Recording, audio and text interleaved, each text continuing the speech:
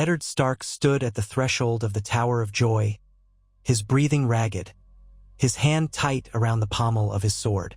Dawn stained the horizon in faint red and gold, and he could see the silhouette of the broken tower rising against that morning sky, a monument of gray stone that looked both proud and forlorn.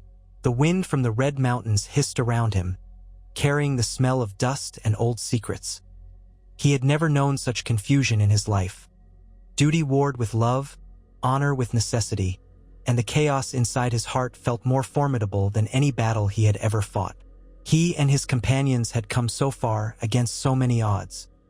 He recalled the final clash with the three Kingsguard Ser Arthur Dayne, the Sword of the Morning Ser Oswell Went, and Lord Commander Gerald Hightower.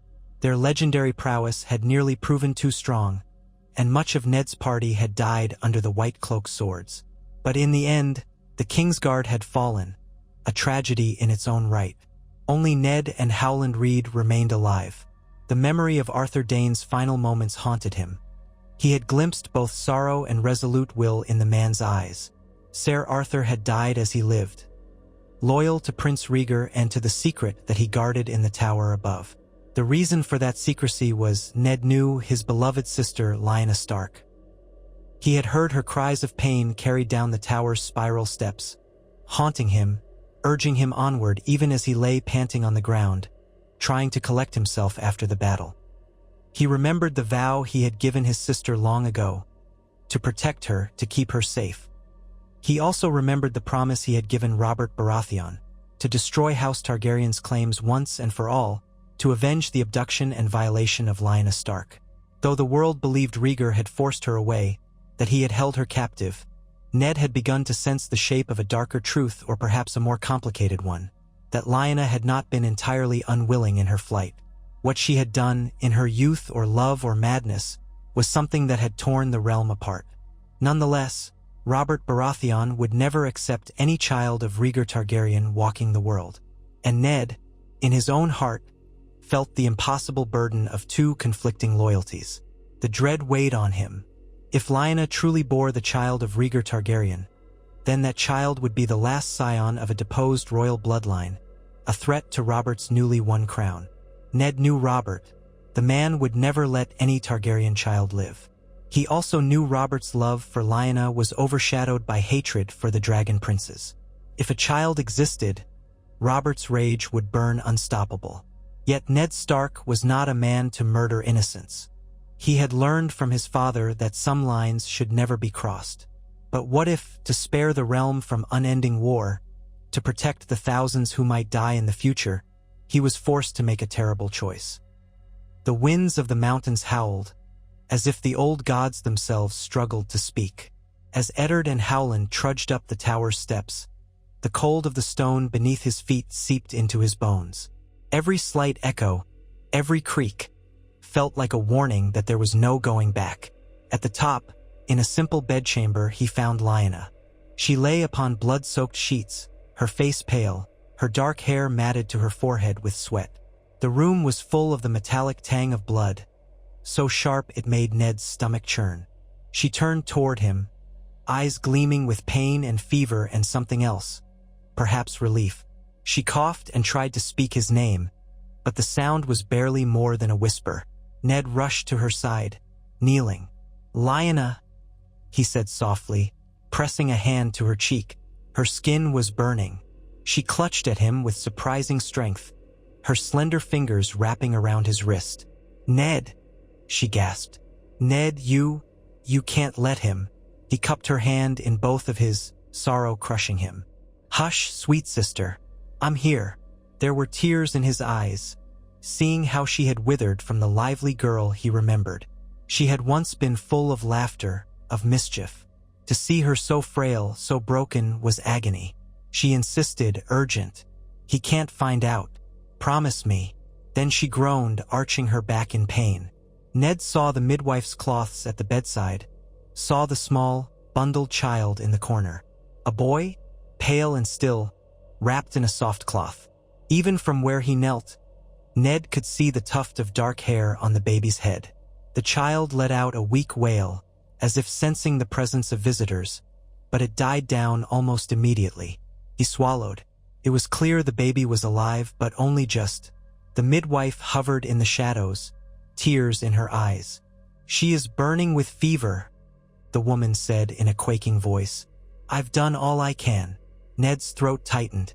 "We will find a maester," he said. "We'll do what we must." "Lyanna, hold on." She grabbed his wrist again, refusing to let him pull away. "Promise me," she rasped, her eyes suddenly showing a fierceness that belied her weakness. "You must protect him. He is Rhaegar's. He is—" She tried to finish, but another wave of agony stole her voice. Ned's head spun. Here it was, the living proof, the living contradiction to everything Robert believed about Rhaegar Targaryen abducting and dishonoring Lyanna. Perhaps the truth was more complex. Perhaps they had been in love. It hardly mattered now. To Robert, a Targaryen child meant only a threat, an enemy. The war that had consumed the Seven Kingdoms was predicated on the violation of Lyanna. That violation, real or not, mattered little when weighed against the passion and fury that had torn the realm apart. If Ned brought home the living child of Rhaegar, the new King Robert would demand the child's head. And if Ned defied him, their brotherhood would be shattered. War could erupt again, or suspicion at the very least. The wheel of violence would keep turning. Ned could also hear the anguish in his sister's plea.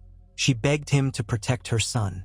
And Ned felt that old, unwavering sense of honor, the knowledge that a child was innocent, that Lyanna was the sister he had sworn to save. Torn between these truths, he felt like he was drowning in a sea of dread. He was a man of the North, taught always to do the hard and honorable thing. But was the honorable thing the one that saved the realm from further bloodshed, or the one that saved an innocent life? Howland Reed stood at the door, concern etched upon his face, though he said nothing. He had always been quiet but loyal. He would follow Ned's lead, however painful. Lyanna's breathing came in ragged gasps.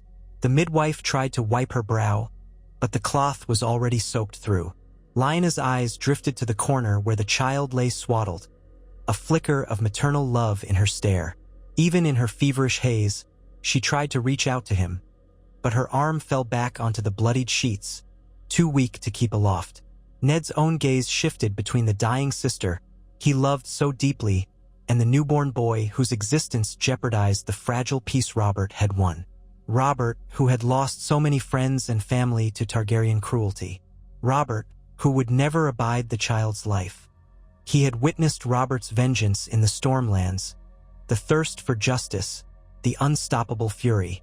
He remembered the sacking of King's Landing. He remembered how Rhaegar had died at the trident beneath Robert's warhammer. All that remained of House Targaryen was on Dragonstone or across the narrow sea, except for this child. And Ned had to decide. In the swirling chaos of his thoughts, a horrifying possibility took root. If Lyanna died, she would not be able to maintain her child's secret. Even if Ned tried to hide the boy, there would be rumors, suspicion. Could he keep such a great deception from Robert? And if discovered, Robert would never forgive him for concealing a Targaryen heir. The realm would be plunged back into strife. A babe might grow up in secrecy, might one day make a bid for the throne, continuing this cycle of war. The old ways of the North told him that sometimes a man must pay the iron price, must commit the unthinkable to save many. He flinched from the thought, despising it, yet it clung to him like a relentless shadow. There was one sure way to end House Targaryen's claim in Westeros forever. One sure way to keep Robert's love and end all the hatred. One sure way to see that this realm would never again be torn apart by a war over a Targaryen pretender. If the child did not survive, if Lyanna's secrets were never revealed, if every living trace of Rhaegar was erased, then the realm would be safe, spared from the threat of another war. He looked at the child, so small, so helpless, innocent. His soul screamed at him that this was wrong. But he also pictured the future, 1,000 swords clashing in another rebellion should the truth come out. Yet killing a babe was monstrous. That was an act for men like Tywin Lannister and Gregor Clegane, who had slain Elia Martell's children. Ned was no butcher. He felt nauseated at the idea of carrying out such a crime. But what if it was not simply the child who would have to die? Lyanna herself was a threat to Robert's peace. If she survived, she would never hide her child away. She would not deny the truth of his parentage. She would fight for him, shield him. The realm would be at risk. Ned was trapped in an impossible position. Then his eyes drifted to Lyanna's face, twisted with pain. She was so near death already, her life slipping away. He pressed a hand against her feverish cheek. "Lyanna," he breathed, tears threatening to spill as her pained gaze met his. "I can save you," he whispered, though deep down he knew it might be too late. The midwife had told him as much. The child's birth had left her bleeding and feverish, and she likely had but hours to live, if that. She coughed, blood flecking her lips. "Promise me," she said once more, and Ned could see how desperate she was to ensure her son would be cared for. "Promise me, Ned. Keep him safe from Robert." She did not realize, perhaps, that Robert was not the only one from whom the child needed saving now. Ned felt his heart tear asunder. Slowly, he slipped his hand from beneath hers, then looked over at the bundle that mewled softly. The midwife gazed at him, frightened. "Milord." He looked at her with eyes that must have seemed cold, for she flinched. In Ned's mind, a storm raged. Why? He asked himself over and over. Why must everything come to this? But Robert was not a man to relent on the matter of Targaryens. And Ned saw with terrible clarity that if this child lived, there would be a reckoning. Perhaps not tomorrow, but someday. The boy would grow to manhood with Targaryen blood in his veins, with the rightful claim to a throne that Robert had seized by force. Men of ambition would flock to the child, or men of principle who believed in the rightful line. The realm would burn again. And what of the White Walkers, the threat beyond the wall? That seemed so distant now, but Ned had always felt the North's dangers lurking. If the realm were to be divided in civil war, who would guard the kingdoms against the old evils awakening in the cold wastes? He glanced at Howland, who saw the torment in Ned's face, and Ned, tears filling his eyes, realized his duty, or what he believed it to be in that terrible moment. If there was to be a sacrifice, perhaps it would be better to make one swift, clean cut, end the threat at its root. Lyanna was dying. The child had not even begun to live, and yet it was unthinkable. He could almost hear his father's voice, hear Brandon's voice, telling him that a child was not to be harmed. But his father and Brandon were dead, and the world was changed. A shaky breath escaped him. Ned closed his eyes, feeling the weight of a man's entire moral code press upon him. Then, as if some chill clarity took hold, he rose to his feet, gestured for the midwife to step aside. He moved toward the infant. This little boy had Rhaegar's blood, his hair as black as any Baratheon or Stark, but the silver in his lineage could show in his eyes, in his features as he grew. A piece of the dragon in the shape of a babe. He hovered over that frail, new life, trembling. Lyanna tried to speak again, confusion crossing her features. She saw Ned's expression and grew frantic. "No," she pleaded, though her voice was barely a rasp. "Ned, don't." Yet it was already decided. Ned's sword, ice, was below, near the corpses of the Kingsguard, so in its place he drew the smaller blade at his hip. A dagger. It felt as though his limbs moved of their own accord. At that moment, all of House Stark's words pounded through his mind. Winter is coming. Winter is coming. Duty first, duty above love, duty above all. It was the old way, the way of the North. He prayed to the old gods for forgiveness.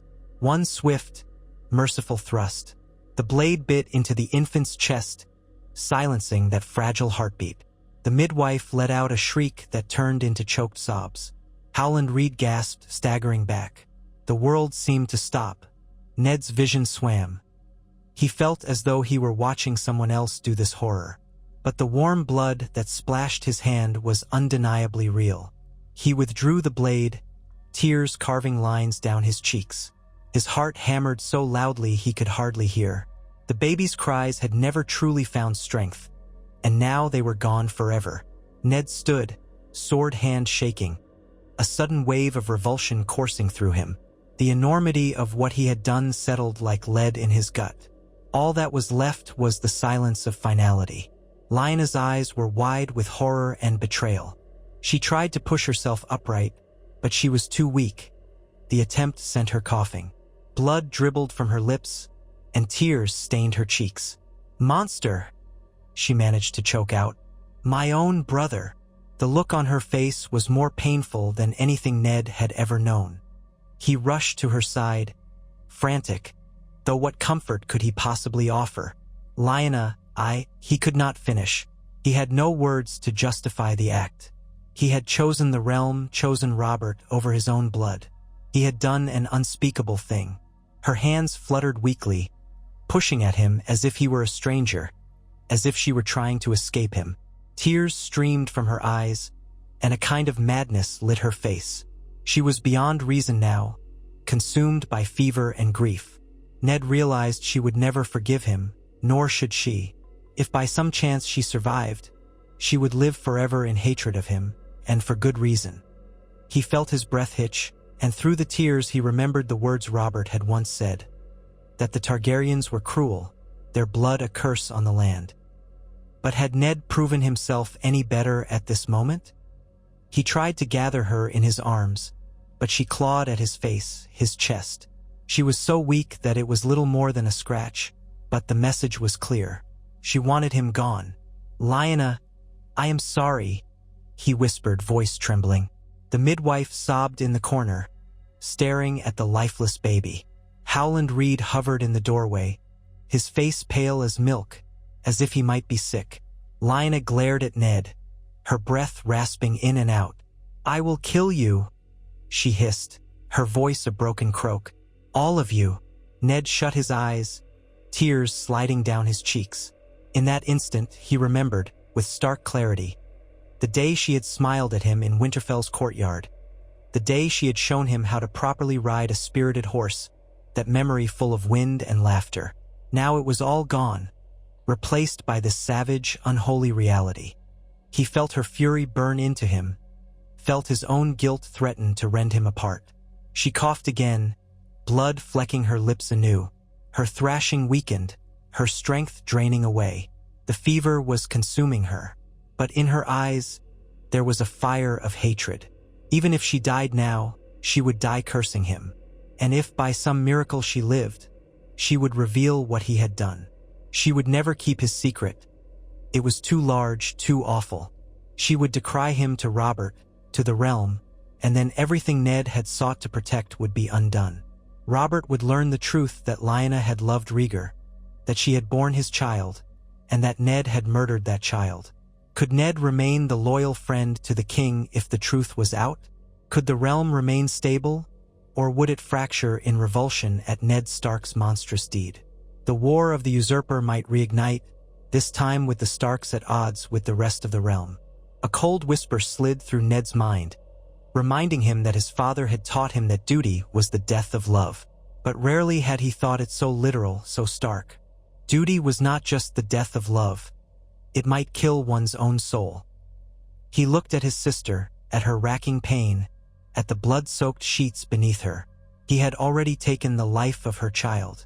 Now, as that monstrous logic continued, would he take her life as well? She was suffering. If he let her linger, she would spend her last hours in agony and heartbreak, and she would never forgive him. Even so, mercy would be overshadowed by the fact that Ned also needed to seal her lips for good. There would be no more Targaryen claims if no one knew. If Lyanna were gone, the realm would rest, free from any lingering question. He closed his eyes, feeling a tremor run through him. "Gods forgive me," he whispered. Then he turned his head toward Howland. "Leave us," he said, his voice hollow. Howland's eyes flicked to Lyanna, to Ned, to the dead infant. Horror etched across his face, but he nodded, stepping backward out of the room, though it was clear he despised the moment. The midwife tried to remain, tears streaming, but Ned shook his head. "Go," he repeated. She let out a soft wail and stumbled out, leaving brother and sister alone in that chamber of blood. Lyanna tried again to speak, but Ned knelt beside her. He touched her cheek as gently as he could. She flinched. She hated him, but she was too weak to resist. Her breath rasped in and out, and she tried to form a word, "Ned," but it was soaked in bitterness and sorrow. He wondered if she would beg him to spare her or if she would curse him until her last breath. He lowered his face close to hers. "I'm sorry," he said again, the tears still falling. "I cannot." He broke off, pained. Then, as if drawn by forces beyond his control, he lifted the dagger again. She tried to move, but her strength was gone. Her eyes went wide in terror, and Ned found that the sight shattered something in him forever. She opened her mouth in a silent scream. He placed his hand over her mouth, gently but firmly, and pressed the blade under her rib cage, up into her heart, hoping it would be swift and spare her further torment. Her body tensed, and a faint, muffled cry escaped her parted lips against his palm. Her wide eyes bored into his, filling with tears, with betrayal, with heartbreak, and then they slowly glazed over, the life dimming in them. Eddard Stark, second son of Rickard Stark, had just killed his beloved sister. He drew the blade out, stunned by what he had done. The hush that fell was deafening. It was only broken by the wind through the tower, whistling past the cracks, like a forlorn lament for the dead.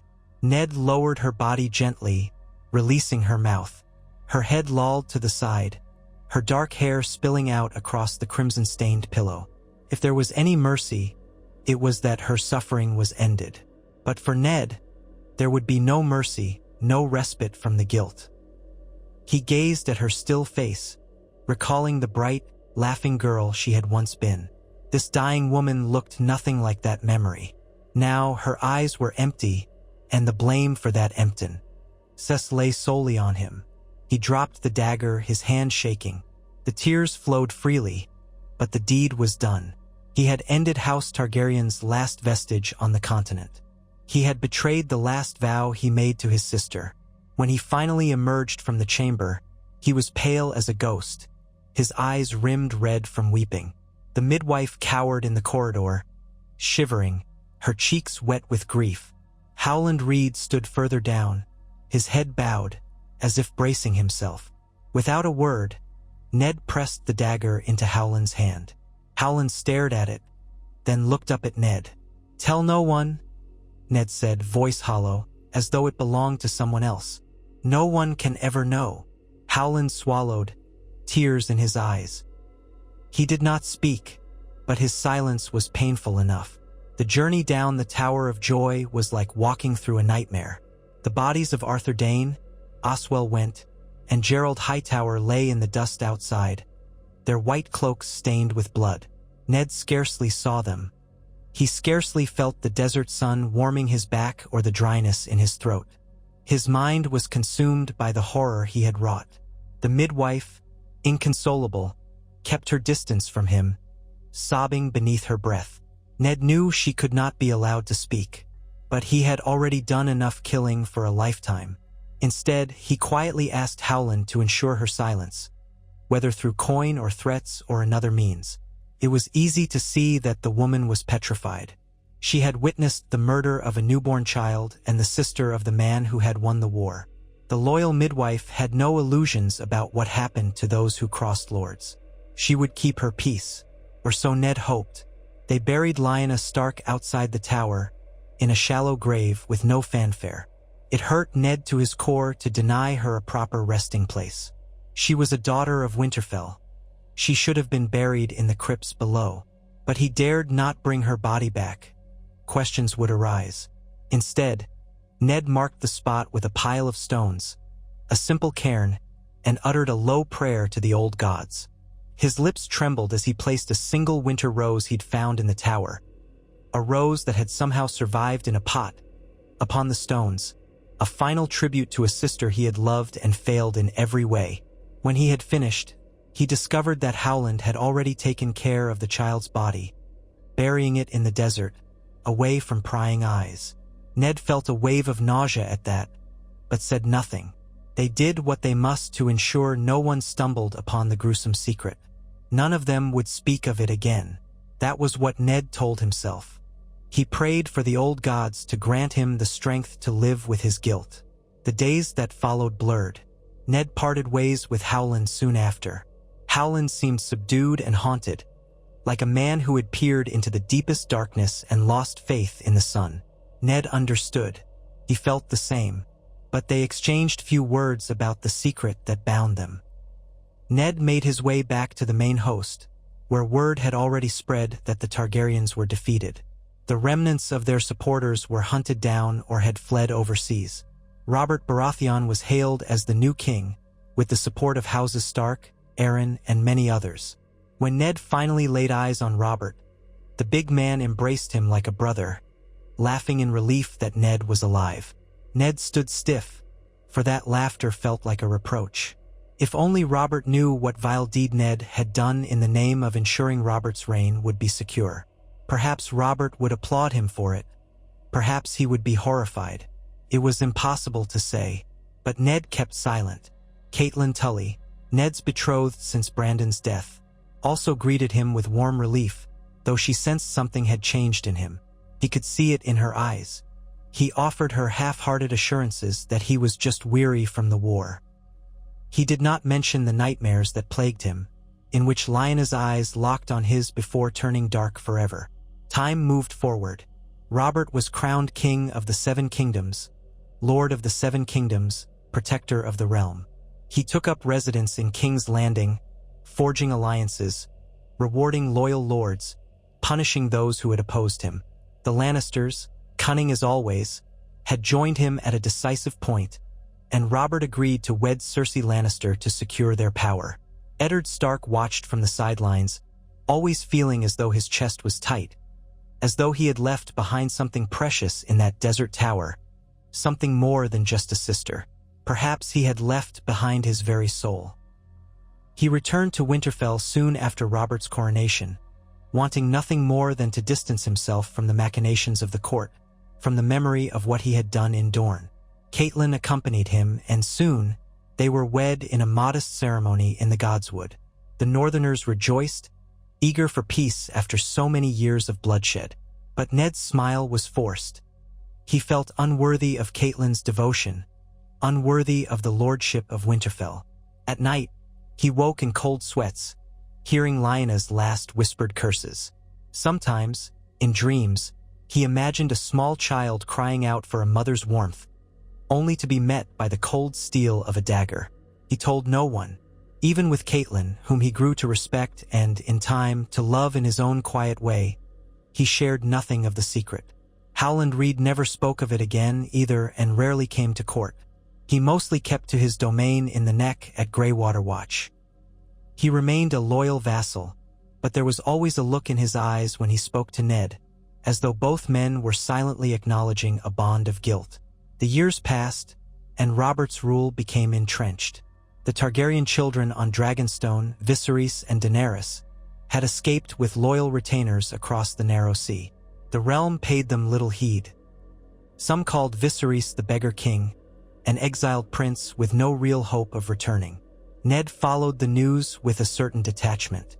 Once it might have concerned him, but he had already made his choice, already crossed his moral Rubicon. There was no Targaryen heir on Westeros soil. If Viserys ever tried to reclaim the throne, Robert would crush him with the might of the Seven Kingdoms. All the while, Ned remained in Winterfell, raising his children with Catelyn, Robb, Sansa, Arya, Bran, Rickon. They filled his life with purpose, if not peace. He tried to be a good father, providing them what wisdom he could, teaching them the values of honesty and honor. At times, he felt like a hypocrite, preaching virtue after the monstrous deed he had committed. But the children were innocent, and he would not let them grow in the shadow of that burden. Catelyn, though she loved Ned, sensed an unspoken distance, a sorrow behind his gray eyes that never went away. He claimed it was the memory of war and the loss of his family, his father, his brother Brandon, his sister Lyanna. And that was not untrue. The war had changed him, but the darkest piece of that change was something she knew nothing about. Sometimes she would ask if he missed Lyanna terribly. He would only nod, pressing his lips together, the flicker of guilt crossing his face so quickly that she could not read it. Ned prayed often, in the God's Wood, kneeling before the heart tree, listening to the whisper of leaves. He did not know if the old gods would ever grant him absolution, or if he even deserved it. He tried to do right by his people, to rule with fairness and justice. If there was any redemption, he thought, it must come through living honorably in all other aspects of his life. He would see Winterfell prosperous, protect the small folk from harm, raise his children to be kind and noble. That was the most he could do, but the nightmares remained, and he woke sometimes with a strangled cry that Catelyn pretended not to hear. Robert's reign wore on. Whispers came of Greyjoy rebellion, of unrest in the south, but no Targaryen pretenders landed on Westerosi shores. King Robert proved a boisterous man, fond of feasts and hunts, less fond of the details of governance. The small council managed the affairs, but in time, Robert grew restless and bored with the chores of ruling. He visited Winterfell seldom, yet when he did, it was with the warmth of an old friend. He would clasp Ned's shoulder, proclaim to the lords that it was Eddard Stark who had stood by him through the rebellion, that it was Eddard Stark who had helped secure the realm. Ned would accept the praise with quiet dignity, but inside, each word felt like a twist of the knife. If only Robert knew the truth behind the final blow to House Targaryen's Westeros line. One autumn, King Robert arrived with a large retinue, including Queen Cersei and their children, Joffrey, Myrcella, and Tommen. The castle bustled with activity. Feasts were held, hunts arranged, the casks of ale were cracked open. Ned watched Robert with a studied calm, seeing that the king had grown heavier around the middle, his black beard shot with a few strands of gray. The man drank as if trying to drown his old rage and regrets. Late one night, Robert and Ned walked the battlements of Winterfell, remembering the old days when they were fostered together in the Vale under Jon Arryn's guardianship. They talked of the war, of Brandon, of Lyanna. Robert's voice turned wistful, then angry when he spoke of Rhaegar. "Gods, I wish I'd killed him twice," Robert muttered, leaning against the cold stone, the wind ruffling his hair. "All the ills he caused, but it's done now. I see no threat left of House Targaryen." He gave Ned a sidelong glance. "Have you heard any whispers of Targaryen loyalists seeking to bring Viserys back?" Ned shook his head. "No, your grace. The beggar across the sea has few allies, and none in the north. I can tell you that." Robert grunted. "Good. Let the lot of them freeze in Essos or starve or beg. I'll have no more Targaryens on my shores. Not while I live." He drained his cup. "I only wish—" He paused, brow furrowing. Ned swallowed, his pulse beating faster. "You wish what?" Robert gave a bleak laugh. "I wish that your sister had never gone away. I wish I'd never lost her. I see her in my dreams still, sometimes, all laughter and spirited eyes. She was stolen from me. Rhaegar stole her." Ned averted his gaze. He said softly, neither agreeing nor disagreeing. He had no desire to dredge up that complicated truth. Let Robert keep his illusions. Robert sighed, placing a heavy hand on Ned's shoulder. "Well, that's the past. We've built a new realm now. I'm sorry your father and brother didn't live to see it, Ned. I truly am." Ned forced a small nod, biting back the bitterness in his throat. If only Robert knew the full price that had been paid. If only Robert realized that the realm's peace was built upon an act of kinslaying. Kinslaying, accursed in the eyes of gods and men. But Ned carried that burden alone. Years turned into more years. Ned's children grew. Robb became a strong, honorable boy, close with Theon Greyjoy, the young ward from Pike. Sansa blossomed into a lady eager for songs and courtly love. Arya proved headstrong and wild, taking more after Lyanna, and that pained Ned in hidden ways, for Arya's fierce spirit reminded him of the sister he had loved and betrayed. Bran climbed towers with a fearless curiosity, while Rickon toddled about with big, wondering eyes. Each of them gave Ned joy, yet also the pang of guilt. He poured his fatherly devotion into them, trying to be the best father he could, as though that might mend his soul. But the nightmares persisted, if less frequently. He busied himself with the duties of the North, settling disputes between bannermen, overseeing harvests, preparing for the long winter that would inevitably come. He taught Robb how to wield a sword, how to bear a shield, how to judge fairly. Always, he strove to embody what a Stark of Winterfell should be: just, loyal, and honorable. The people loved him for it. They called him the Quiet Wolf, a good man, honorable Ned Stark. If only they knew that he had committed a most dishonorable sin. When news came that Jon Arryn was ill in King's Landing, Ned felt a stirring of worry. Jon Arryn had been a father figure to him and Robert both. If Jon Arryn passed, the realm might suffer from the cunning manipulations of courtiers like Littlefinger or Varys. Ned tried to ignore the subtle signs that Robert might want him in King's Landing to fill the role of Hand of the King. The last place Ned wanted to go was that nest of vipers.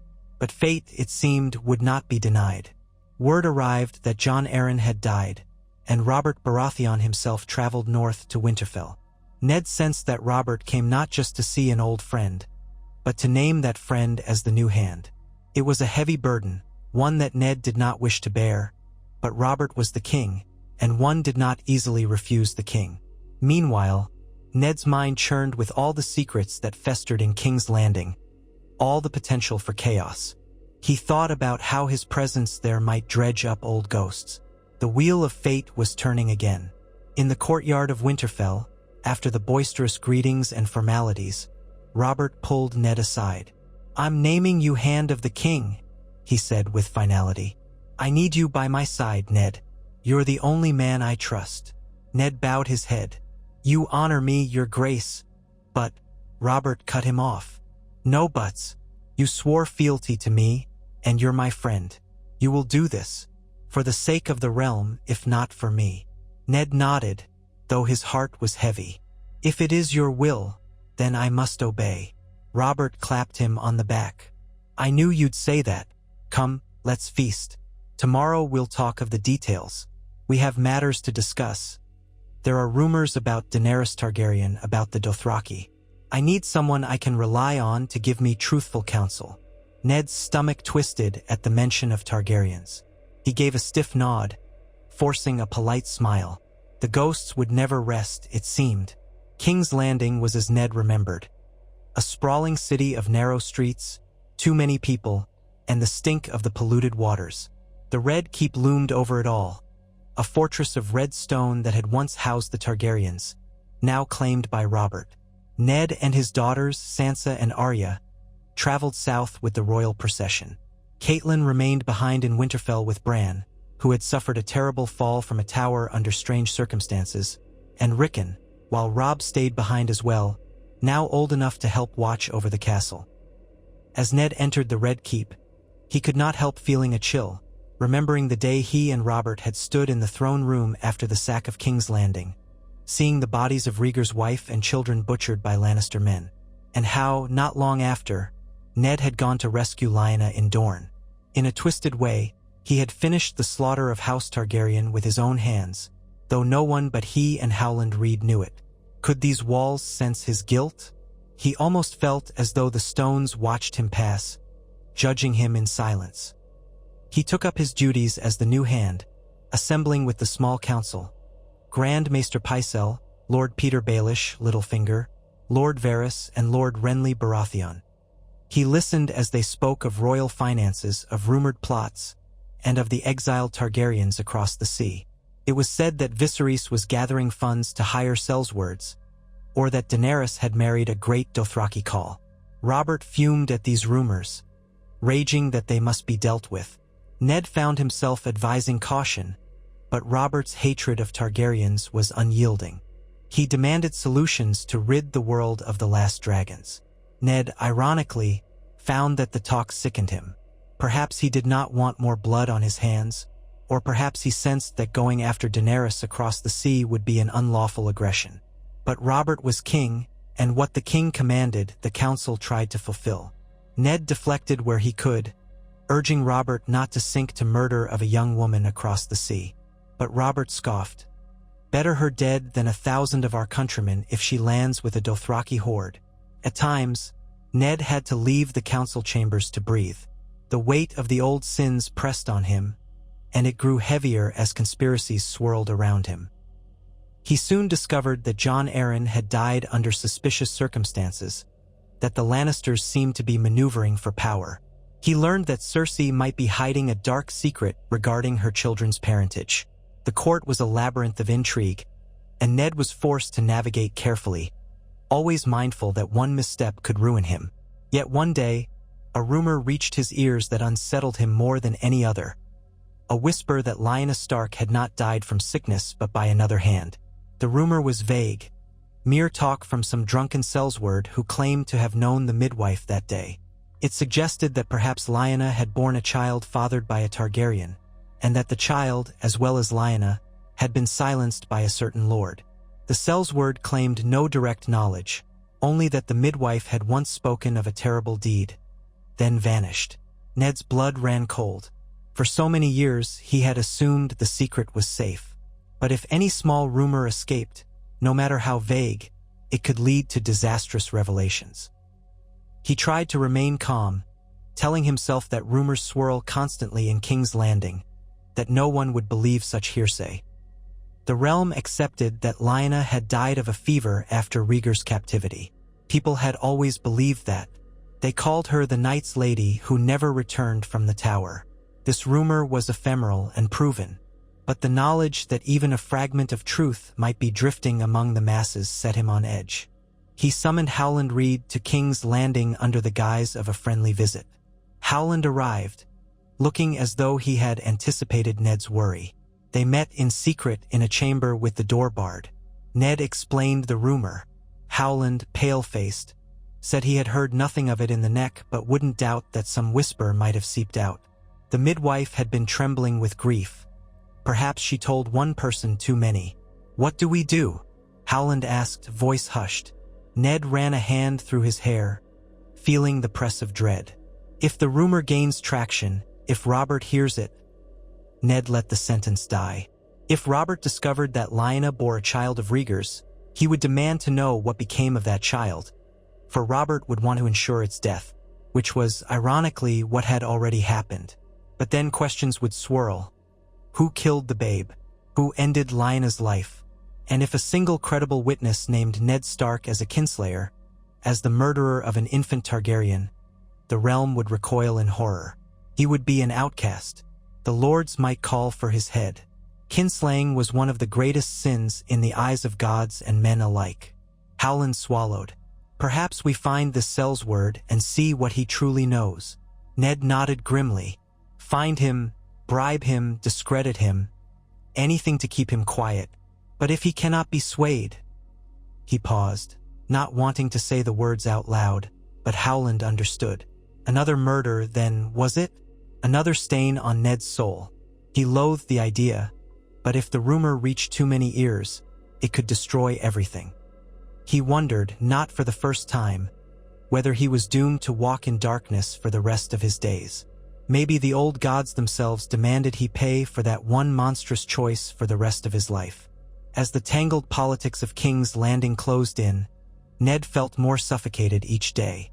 He learned about Cersei's liaison with Jaime Lannister, about how her children were not truly Robert's. He confronted her, warning her to flee lest Robert's wrath befall them. It was a private conversation in the Godswood, away from prying eyes. Cersei, cunning and dangerous, studied Ned with her cold green eyes. "You're too honorable for your own good, Lord Stark," she said, pacing around him. "Why warn me? Why not simply expose me?" Ned struggled with the memory of how his own sense of honor had once been twisted into something else entirely. "I do not wish for the blood of children on my hands," he said stiffly. "Joffrey, Myrcella, Tommen, they are innocents in this." Cersei's lips curled into a small smile. "Truly? I always thought you Starks were squeamish about doing what must be done." She folded her arms. "Tell me, how far would you go to protect your children, Lord Stark?" He met her gaze steadily, but inside he nearly flinched. He had once gone so far as to kill a child, someone else's child, to protect his family, his realm. That had been a different situation, or so he told himself. But hearing Cersei speak of it now, even in a different context, made his heart pound. "As far as I must," he said, voice tight. She raised an eyebrow as though studying him. Something in his tone made her suspicious. "You speak like a man with secrets, Eddard Stark." She took a step closer. "They say you hide many things behind that grim face. Perhaps more than just Brandon's vengeance or your father's death." "I've heard rumors." His eyes narrowed, dread twisting in his gut. "What rumors?" Cersei smiled, cat-like. "Oh, you'd be surprised what people whisper in the capital. Tales of your sister, of the Tower of Joy, of some child." She let the words linger. Ned forced himself not to react. "Bastard rumors," he said, forcing a calm he did not feel. "My sister was abducted by Rhaegar. She died from her injuries." He let an edge creep into his voice. "Those are the facts." Cersei shrugged, turning away. "Of course, and I suppose all rumors carry only a grain of truth, if that." She glanced back at him.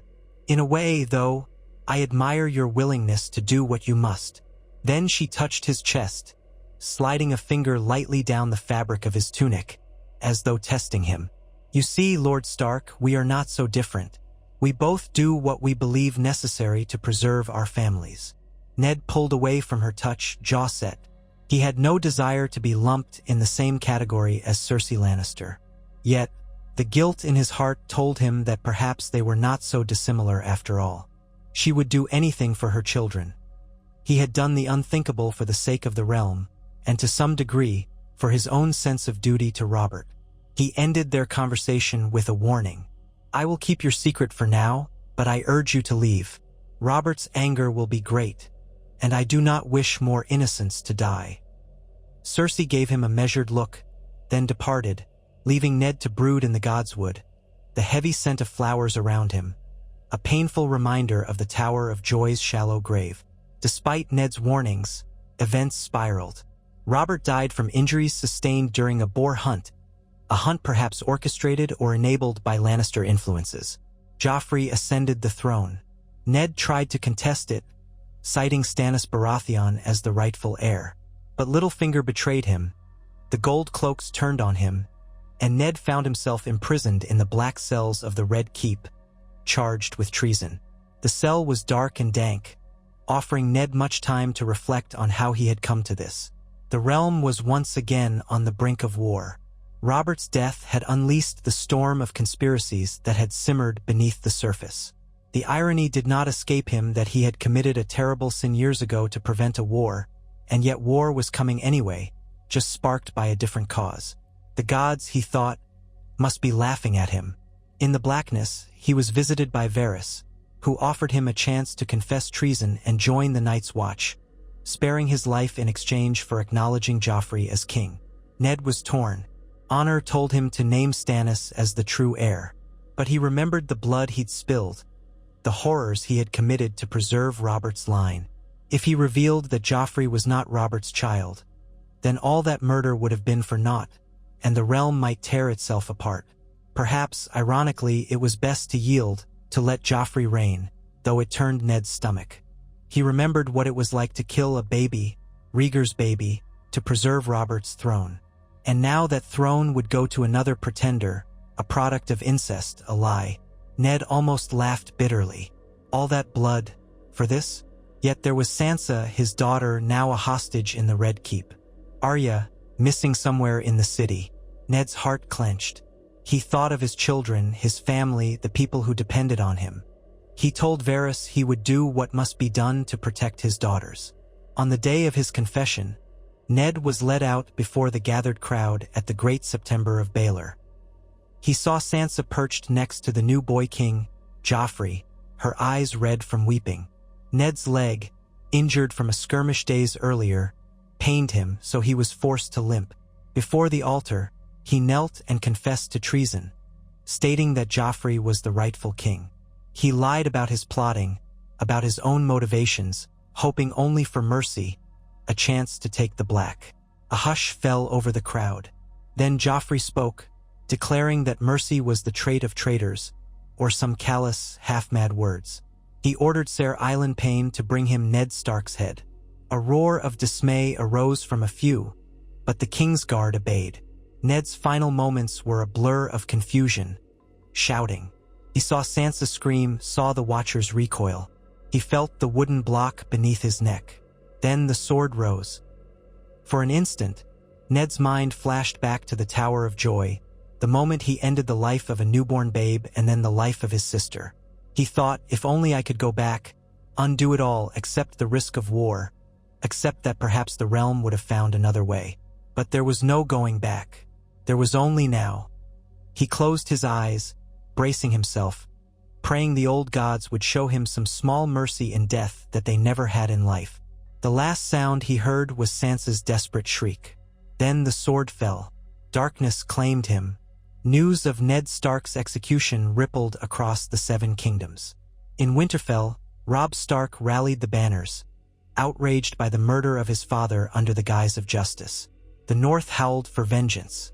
The Riverlands, allied through Catelyn Tully, rose with them. War broke out, known as the War of the Five Kings. Robb was declared king in the north. Stannis proclaimed himself rightful king of Westeros. Renly, too, claimed the crown. And meanwhile, the Lannisters supported Joffrey's claim, forging alliances wherever they could. In the midst of this chaos, few reflected on the deeper cause that had led Eddard Stark to kill Lyanna Stark and her child so many years prior. The realm knew only that Rhaegar Targaryen had allegedly abducted Lyanna and that she had died in captivity. The child's existence remained a rumor at best. No new Targaryen heir challenged the throne from within Westeros. But across the narrow sea, Daenerys Targaryen stirred with her own destiny, forging a path that would one day bring dragons back into the world. That day was yet to come, but it was coming, unstoppable. In the grand tapestry of Westeros, Eddard Stark's monstrous choice had shaped the realm in ways both seen and unseen. He had wanted to spare the kingdom another cycle of bloodshed by ensuring there were no Targaryen heirs alive to threaten Robert's reign. Yet all he had done was carve a deeper wound into his own soul, betray the sister he loved, and inadvertently pave the way for new conflicts. The realm still burned with war and strife, for no single act of brutality can truly bring peace, not when the seeds of ambition, pride, and hidden truths lie scattered in every corner of the land. If the spirits of the dead walked anywhere, they might have lingered around that lonely cairn near the Tower of Joy, where the bones of Lyanna Stark lay under the hot Dornish sun. They might have wept or cursed, or borne silent witness to the wind-blown desert, remembering a moment of steel drawn against blood and kin. Eddard Stark had died without ever finding solace for his guilt. He had tried to be honorable in a dishonorable world, and in the end, he had resorted to a deed that was as dark as any committed by the worst of men. Whether the old gods pardoned him or condemned him, none could say. Perhaps his ghost roamed the halls of Winterfell, haunted by the memory of Lyanna's final breath. In the world of the living, none could undo what had been done. Robert was dead. Ned was dead. Lyanna was long dead, taking with her the truth of her child's parentage and the last glimmer of a Targaryen claim in the north. But the storms of fate continued to churn, heedless of mortal sins. The ravens still flew, carrying news of war to every castle, every keep. And somewhere across the sea, Daenerys Targaryen, last of the dragon seed, at least that any living soul knew, walked a path of fire and blood that would shake the foundations of the world. All of this played out upon the stage that Ned Stark had sought to shield from Targaryen rule. In the final measure, the only legacy left of his choice lay not in the realm's peace, because peace was ephemeral, shattered the moment Robert drew his final breath, but in the heartbreak left behind. A fatherless family, an orphan north, a realm once again locked in a vicious fight for crowns and power. The wheel turned, unstoppable as it always did. Yet, if one were to stand upon the dunes near the Tower of Joy, the wind might carry a faint lament, or perhaps it was just the rush of air. A lament for the boy who never drew a healthy breath, for the woman who bore him in love or lust or madness, for the brother who chose the realm over his sister, and for a kingdom that had once seemed so close to peace only to end in carnage. No one walked there now, no pilgrims to pay respects, just the vast emptiness of Dorne's red mountains, the silent stones. In that silence, the memory of Ned Stark's deed and Lyanna Stark's sorrow lingered, unspoken by tongues but etched into the history of the realm. And so it was that Eddard Stark, the man who had always valued honor above life itself, became a kinslayer in the name of duty, only to see the realm plunged into strife regardless. Some might say the gods have a cruel sense of humor. Others might insist that such a deed can never be justified, that the wages of sin are paid in full, no matter the motive. One thing alone was certain: the ghosts of that choice would never truly rest. They would follow the north, follow House Stark, all the way until the final winter, when the cold winds rose and the dead walked, testing the hearts of all men. In that distant day, the memory of petty crowns and broken oaths would matter little, perhaps. But the regret of a single man who killed his own blood in the vain hope of saving the realm would stand eternal. A cautionary tale that some sins cannot be washed away by time or tears or good intentions. Such was the fate of Eddard Stark, who had learned too late that the noblest of hearts could be driven to the darkest of deeds when cornered by a world without mercy. And so it ends, with the realm in flames once more, and the ghosts of the Tower of Joy lost in the dust and the wind. The wind off Blackwater Bay carried the stench of rotting fish and the metallic tang of the city's forges. Word of Eddard Stark's execution rippled across King's Landing like a stone cast in a still pond, sending out wave after wave of fresh chaos. The people spoke of the kneeling lord who had declared a false confession, only to be betrayed by the new king's capricious whim.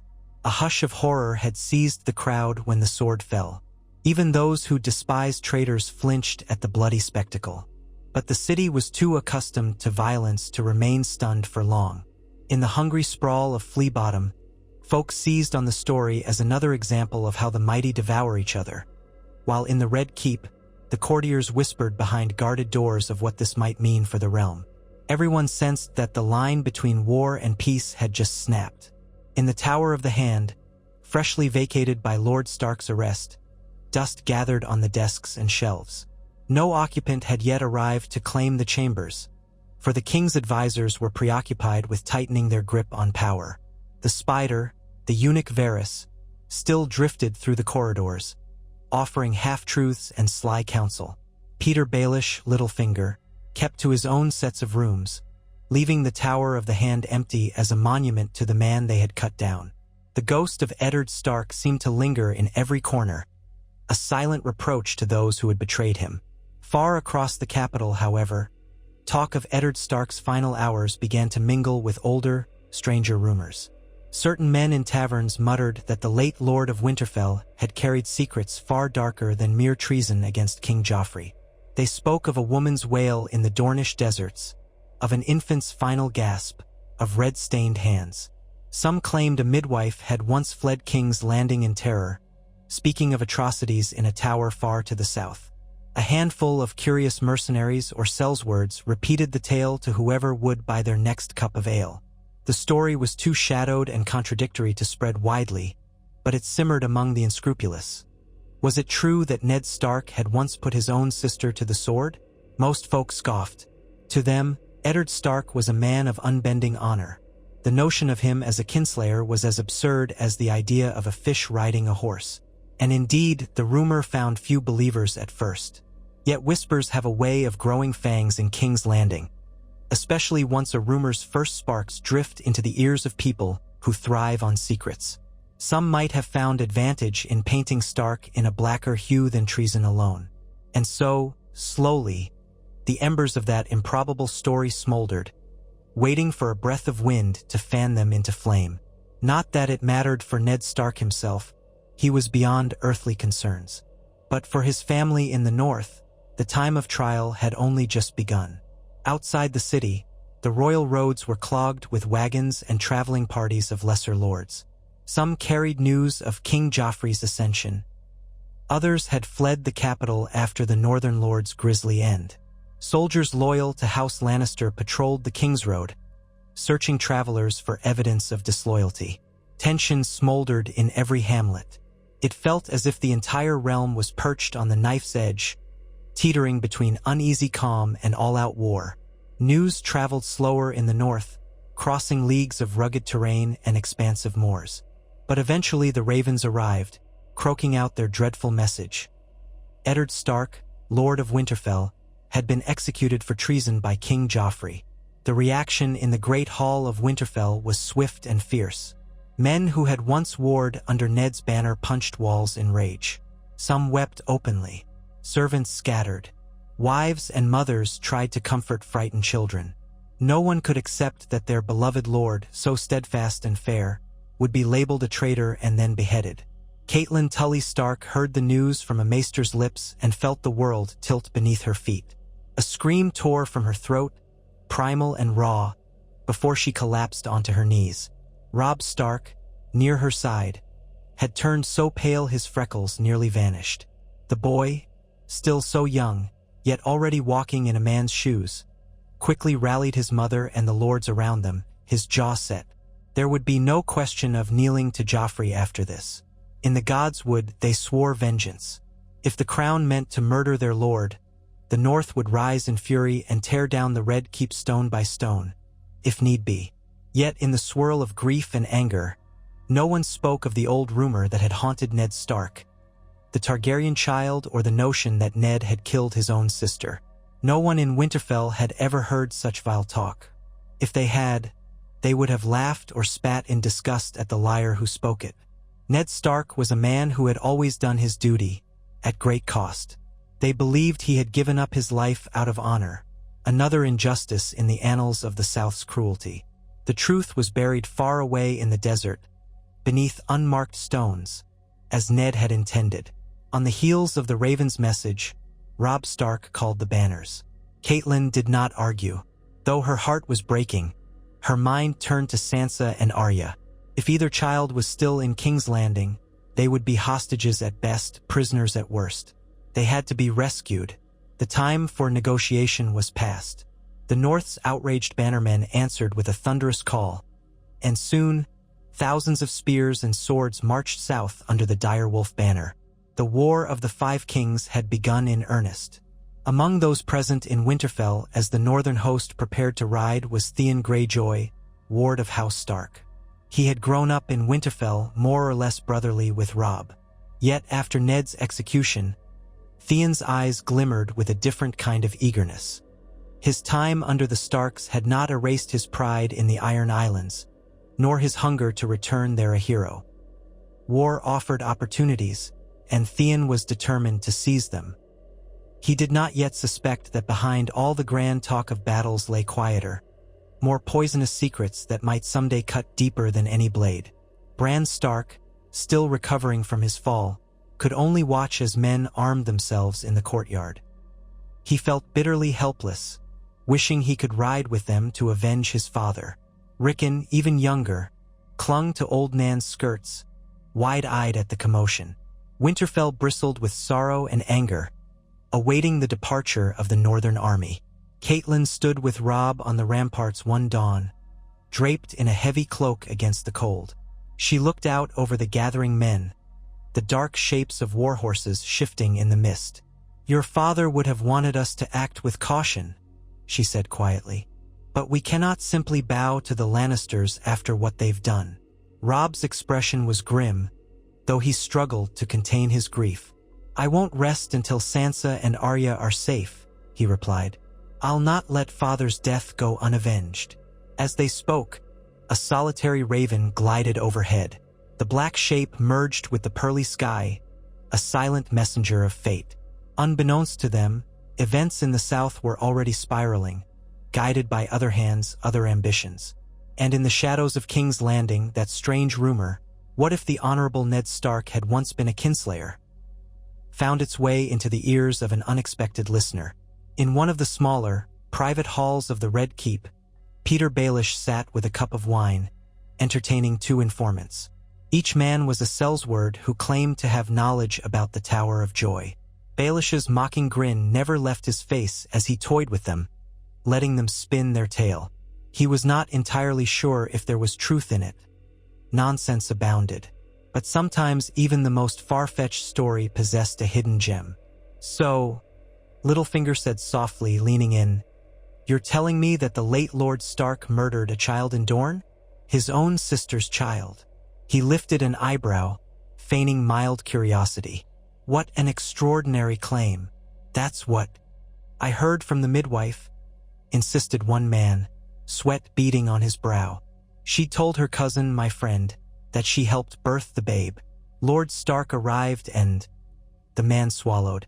Well, she never spoke the details plainly, but she came away from the tower trembling and telling tales of a dark deed.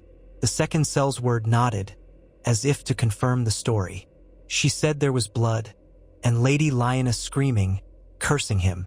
Then the sister was gone too. Peter steepled his fingers, the candlelight making shadows dance across his sly face. You do realize how unlikely this sounds?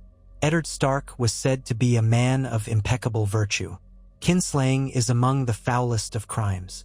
The first Sellsword shrugged helplessly. What good is that virtue if he was cornered? Maybe the babe was Rhaegar's get. Maybe he felt forced. The midwife said she never spoke to him afterward, never saw him again. She fled. The secret's been rumored for years among a few in Dorne, but no one put much stock in it. Littlefinger's lips curved. He sipped his wine, his mind racing. Eddard Stark, that paragon of honor, a secret butcher in the south? What a twist. And you say Lady Lyanna died soon after, from the same wounds or perhaps by Stark's hand as well. That's what was hinted, said the second man. No proof, though. And the midwife? Baelish asked. Disappeared. The first Sellsword answered. Might be dead or living under another name. Littlefinger nodded slowly, setting his wine aside. He eyed the men. You realize what trouble you could bring upon yourselves if you peddle this rumor in the wrong company? The pair exchanged glances. We thought you'd pay for interesting whispers, one ventured. We heard you're connected. Peter Baelish smiled. Oh, I am. But interesting whispers are only worth what I can do with them. He flicked his gaze to the small coin pouch at his side. If the rumor is worthless, you've wasted my time. If it proves to have uses, he shrugged. We'll see. You'll get a fair price one way or another. He tossed each man a small purse of silver stags. For your trouble. Now run along. And if anyone asks, you never spoke to me. He gave them a lazy wave of dismissal. They bowed and skulked out, leaving Baelish in the candlelit chamber, thoughts dancing behind his clever eyes. He did not trust the rumor entirely, yet it intrigued him. If Ned Stark had truly done something so monstrous, it might provide a wedge against the Stark's righteous image, although Eddard himself was dead. Still, one never knew how such knowledge could be employed. Baelish had a knack for weaponizing secrets. Even a half-lie, if nurtured in the right context, could become more potent than any sword. For the moment, though, he filed the rumor away with the countless other bits of gossip locked in his mind. Outside, in the courtyard of the Red Keep, Sansa Stark paced under guard. She had no real notion of these swirling rumors about her father. Her entire being was consumed by grief and confusion. The day Joffrey had ordered Lord Stark's head, Sansa had nearly gone mad with shock. Now she lived in a perpetual haze, forced to endure her betrothed's cruelty. She prayed the rest of her family would not suffer her father's fate. A few nights after Ned's execution, Sansa wept in her chambers until she could hardly breathe, remembering her father's gentle smile, the way he had always cared for her. The notion that he could be a kinslayer would have seemed so absurd to her that she would have believed Joffrey a kindly boy first. Yet the seeds were there, hidden in the city's underbelly. They would not bloom for a while, not until the War of the Five Kings began to carve the realm into fractious pieces, not until those who sought advantage turned over every stone in search of a new lever. War was a chaos that gave life to lies and truths alike. While Sansa wept and Joffrey bragged in the feasting halls, Arya Stark had slipped into the river of the city's misery, disguised as a boy, eventually falling in with Yoren of the Night's Watch. Her path led her away from King's Landing, heading north through roadblocks and battles, chased by ill fortune. She, too, had no inkling of a rumored stain on her father's name. She had only her sword, needle, and the vow that she would someday avenge herself on all those who had harmed her family. In her dreams, She saw her father's face at the moment the sword fell, and it fueled her anger, a quiet furnace in her chest. Meanwhile, in the Red Keep's labyrinth of corridors, Peter Baelish was not the only spider at work. Varys, the master of whisperers, already knew fragments of the rumor. He had heard it years ago, from travelers in Dorne. He had even traced the rumor to the midwife, though she had been difficult to find, eventually vanishing. For Varys, knowledge was power, but only if used in precisely the right moment.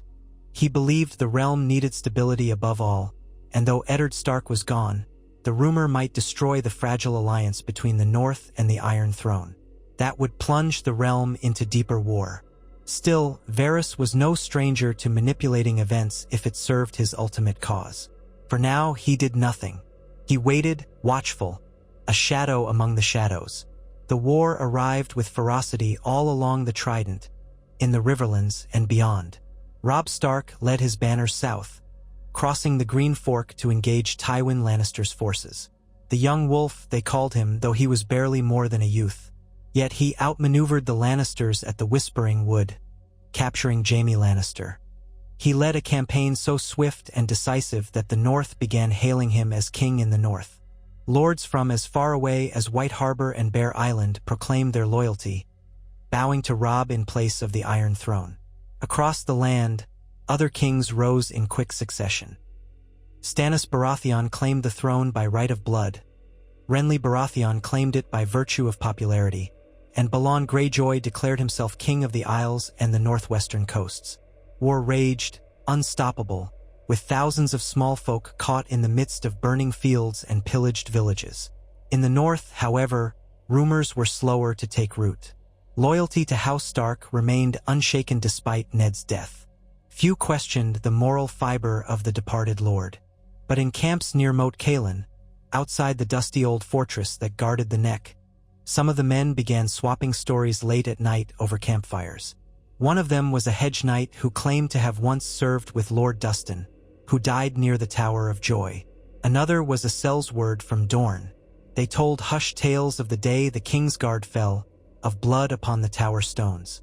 The names Arthur Dane and Gerald Hightower drifted in the sparks. If any part of the rumor slipped into these conversations, it was couched in disclaimers. Surely not true, perhaps a lie, but I heard from so and so. Sometimes a soldier or two would roll their eyes at such talk. Lord Stark? A kinslayer? He'd have cut his own hand off first. But the rumor's shock value was undeniable. Men told it almost to scandalize each other, to fill the long nights with lurid speculation. Pieces of it drifted on the wind. Eventually, fragments reached the ear of one of Robb Stark's bannermen, who dismissed it angrily as vile slander. He reported it to the Lady Catelyn, who frowned in confusion. She had never heard such nonsense, but even the suggestion disturbed her. Was it a Lannister plot to blacken Ned's memory? She resolved to ignore it, for their focus needed to remain on the war and the rescue of her daughters. She doubted any rumor so vile could gain traction. Her husband had been the best of men, after all. Even so, Catelyn found herself thinking in quiet moments of Lyanna Stark, the Stark girl who had sparked a war when Rhaegar Targaryen carried her off. Catelyn had never known Lyanna well, but she had heard the stories of her wild, headstrong ways. She knew how deeply Ned had loved his sister. Could the rumor have any truth? A twinge of unease nestled under her breast, but she pushed it aside. She had bigger worries. Robb needed every ounce of her counsel and support. The war was devouring the realm, and the Lannisters were cunning foes. Thus the rumor remained ephemeral, an ugly rumor that occasionally reared its head in certain corners. But across the sea, a far more tangible danger for the Seven Kingdoms was stirring. Daenerys Targaryen, the last recognized child of the old dynasty, who had wed Khal Drogo of the Dothraki and hatched 3 dragons from stone eggs.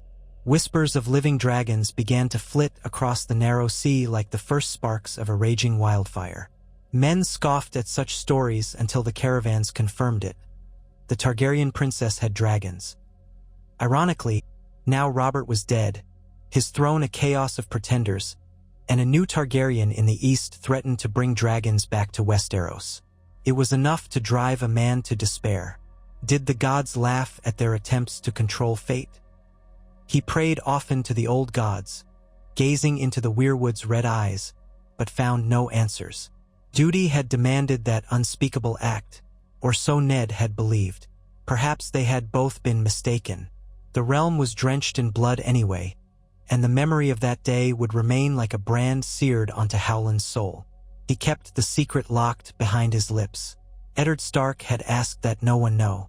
Even though Ned was dead, Howland was determined to honor that final request. In the war's second year, a swirl of events rocked both north and south. Robb Stark waged a brilliant campaign until betrayal and tragedy cut short his victories.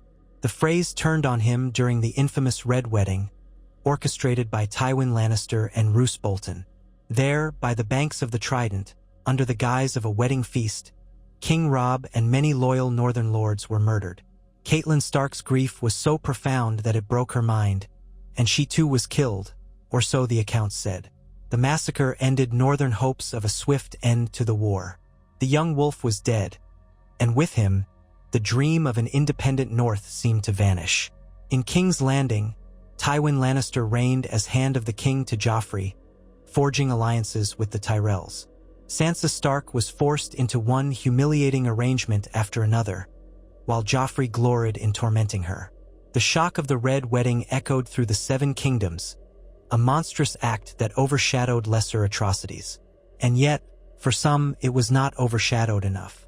The realm had grown numb to brutality, but some men kept meticulous accounts of who had done what and why. Not long after the Red Wedding, a letter arrived in the Red Keep, addressed to Lord Varys. It was unsigned, sealed with a blob of plain wax. Varys opened it carefully, using a small blade to slice the seal. Inside was a short message in crabbed script. "I know of the Tower of Joy. I know what Lord Stark did." The midwife spoke more than once. "We can do business if you pay my price." Varys reread the note with mild interest. He suspected a trap. He had seen similar letters before, from blackmailers who claimed to hold some damning secret. But this secret was unusual. Varys knew well what had occurred at the Tower of Joy, at least in part. He suspected this writer possessed incomplete knowledge. Yet the eunuch in his dusty, hidden alcove weighed the possibility carefully. In the chaos of war, such an accusation, if flung at House Stark, would hardly achieve much at present, given that the main branch was nearly destroyed. Robb was dead, Ned was dead, Catelyn presumed dead.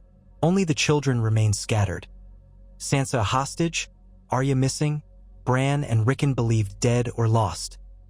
Where was the advantage in exposing Ned Stark's monstrous deed now? But knowledge was never worthless. Perhaps someone might wish to tarnish the Starks further to keep the North subdued. Perhaps they might brand Ned Stark a murderer of children to further break Northern resolve. Varys was uncertain. He placed the letter in a hidden compartment and made no immediate reply, waiting to see if other attempts followed. There was no urgent reason to stir that pot. Yet, though the Red Wedding had shattered the Northern army, pockets of resistance remained. In the Wolfswood, a band of outlaws loyal to the Starks harried Bolton men. At Deepwood Motte, Lady Sibel Glover refused to bow to the Ironborn. In the east, White Harbor weighed its next move. Meanwhile, Roose Bolton returned to the north with the official sanction of the Lannisters, brandishing the title of Warden of the North, granted by King Joffrey. The Dreadfort men took possession of Winterfell, which lay in ruins after Theon Greyjoy's ill-fated occupation. Darkness settled over the north, a quiet, cruel darkness. Yet not all the old loyalties were so easily destroyed. Many small folk and lesser lords seethed with hatred for the Boltons and Freys. In time, Sansa Stark escaped King's Landing after Joffrey's death, poisoned at his own wedding feast. She vanished with Peter Baelish, spirited away to the Vale under a false identity. There, in the lofty heights of the Eyrie, Sansa tried to grieve in peace, though she lived in constant fear of discovery. Baelish played a dangerous game, controlling her future as a piece on his board. He whispered to her that she should trust him, that he was her only friend. She was not quite foolish enough to believe him, but she had nowhere else to turn. If she listened closely, she might have overheard him speaking to Lisa Arryn of a rumor that could have destroyed Ned Stark's precious honor 1,000 times over.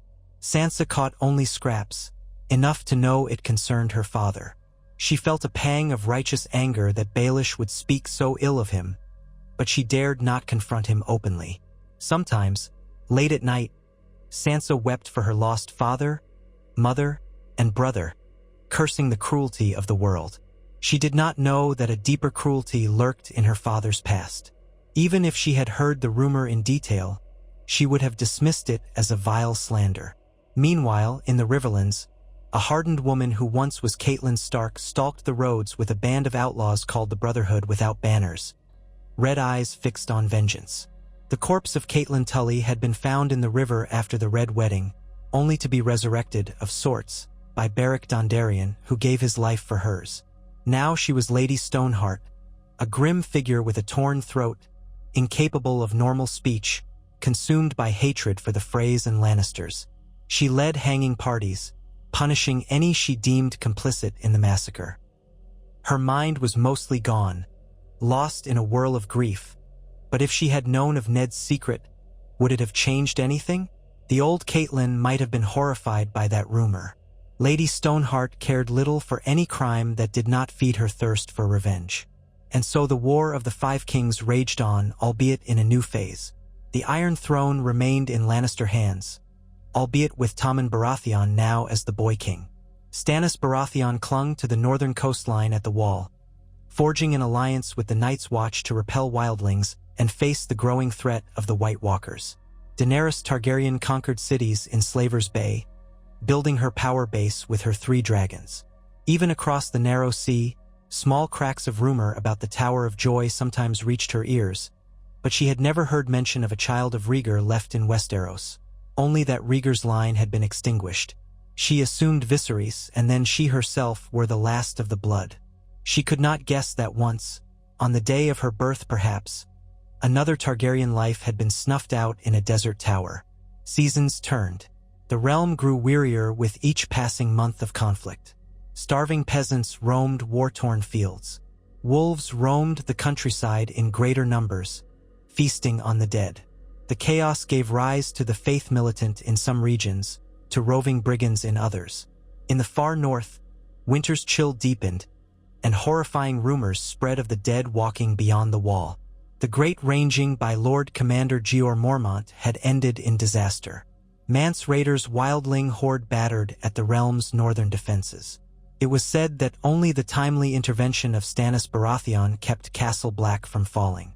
And in all that tumult, the question of Ned Stark's rumored kinslaying seemed like a footnote from another age. It remained a ghost story told by unscrupulous men, a whisper used to blacken the memory of House Stark or amuse conspirators. Some insisted it was a Lannister invention, that Tywin's men had started the rumor to smear the Starks. Others said it came from Dor, N.E., that certain lords there still seethed over the deaths of Arthur Dayne and the others. But no one had ever produced any solid proof. And how could they?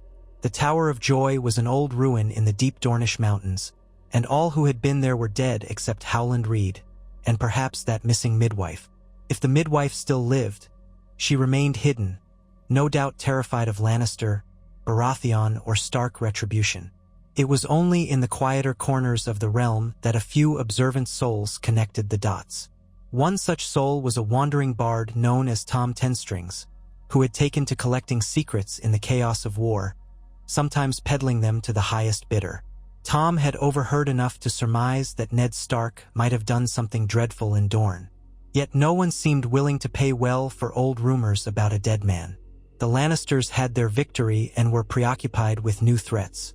The Starks were broken, and the Targaryens, well, that was the irony, wasn't it? If Ned Stark had murdered a Targaryen heir, he had not undone the line after all. Tom Tenstrings found it all quite the tragic farce. One evening, Tom sat by a roadside fire in the company of a Dornish hedge knight, listening to the man's drunken recollections. The knight had known Oswell Went, had once served House Dayne. Arthur Dayne was the greatest knight I ever saw, the hedge knight slurred, eyes shining with nostalgia. He died defending Prince Rhaegar's cause, or maybe it was Rhaegar's woman. The Tower of Joy, they called it. not so joyous in the end. There was a baby born, I heard. Dane wanted to protect it, but Stark. He made a thrusting gesture with his hand, as though plunging a dagger. That's what they say. Tom strummed a soft chord on his lute. If it's true, it's monstrous indeed. He gave the hedge knight a sympathetic nod. But rumor is rumor. Perhaps the child died in childbirth, or perhaps it never existed. The hedge knight spat. Aye, maybe, but I saw Ned Stark once, years after the war, in King's Landing. He had a haunted look, like a man who'd done something he couldn't stomach. He trailed off, gazing into the flames.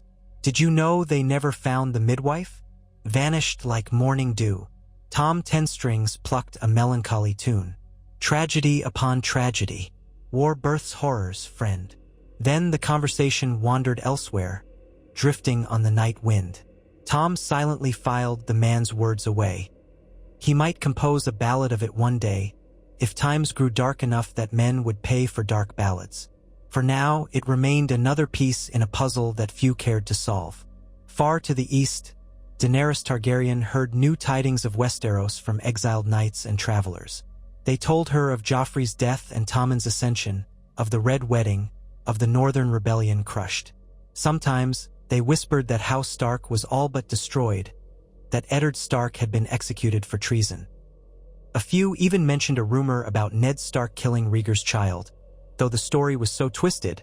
Some said Ned had stolen the child, others said the child was hidden in the north, still others said the child died. Daenerys frowned at the mention of any Targaryen child. She had known nothing of it. Her brother Viserys had never spoken of a child besides her. She dismissed it as foolish hearsay. Yet a seed of curiosity pricked her mind. Had Rhaegar truly fathered another child besides Rhaenys and Aegon, both of whom were murdered by the Lannisters? If so, that child would have been her nephew. But if the rumor was that Ned Stark had killed him, well, that was the end of that. She had new worlds to conquer and a birthright to reclaim. In the third year of the war, in the gloom of the north, Roose Bolton held court in the half-rebuilt halls of Winterfell. The snows had begun to fall in earnest, turning the courtyards to icy fields. His bastard son, Ramsay Snow, now legitimized as Ramsay Bolton, roamed the corridors, striking terror in the servants. Winter was truly coming, and it seemed unstoppable. One evening, a traveler from the south was granted a brief audience. The man claimed to bring word from the Lannisters.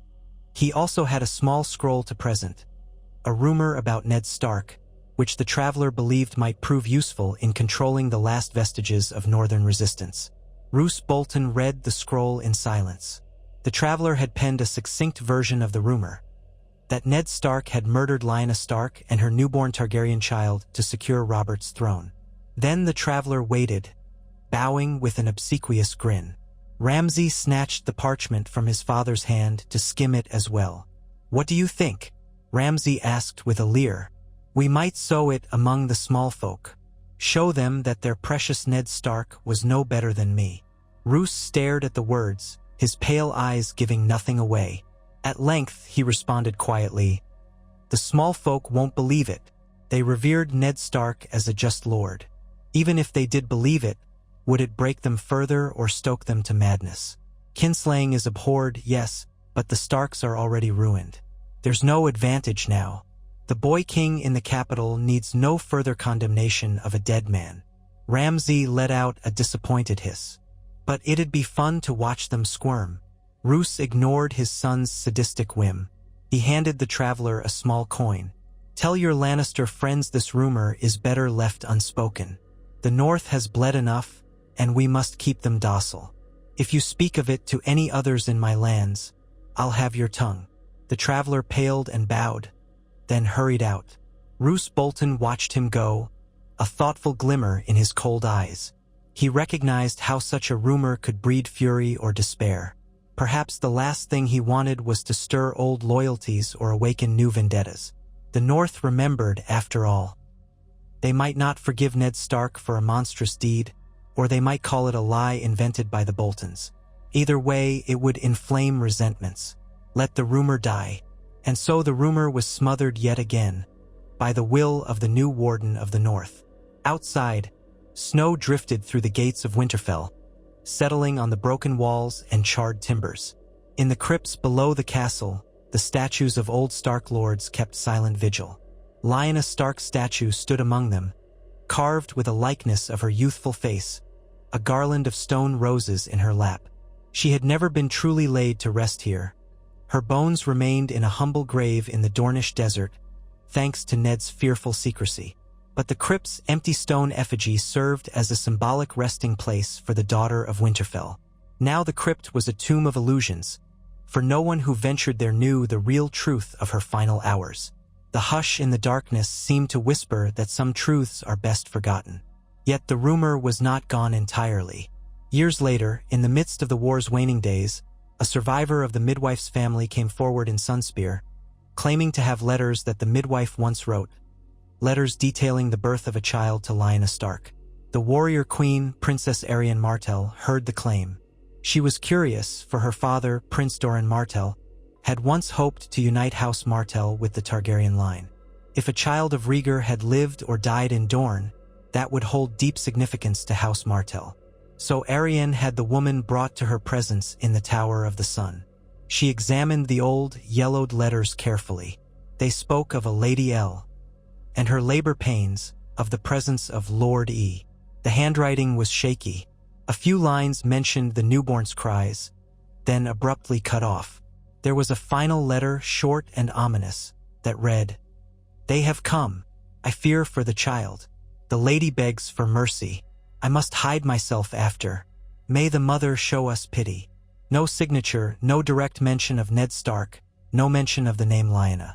But Arianne was canny enough to guess the meaning. She recognized that the reference to Lady L might stand for Lyanna, and Lord E might be Eddard. Combined with the repeated rumors of the Tower of Joy, the puzzle was all but spelled out. The older woman who'd presented these letters swore they were genuine. "My grandmother was the midwife's cousin. She told the story often. She said the child was of Targaryen blood. That's why Lord Eddard came." Arianne's dark eyes flickered with anger on behalf of her house, which had long suffered at the hands of the Baratheon Lannister regime. She thought of Elia Martell, Rhaegar's wife, murdered with her young children by Lannister men. Had House Stark played a part in eliminating another Targaryen child? 2. "Why bring this forth now?" she asked. "I thought perhaps you could use it," the woman answered nervously. "Justice for the Targaryens. Or coin if it pleases you. The Lannisters might pay to keep such stories buried." Arianne tapped her fingers on the letter. "Lord Eddard Stark is dead, and his line is mostly extinguished. House Targaryen's rightful heir is Daenerys Stormborn, overseas. I fail to see how this rumor benefits Dorne now. We are forging alliances anew." She paused.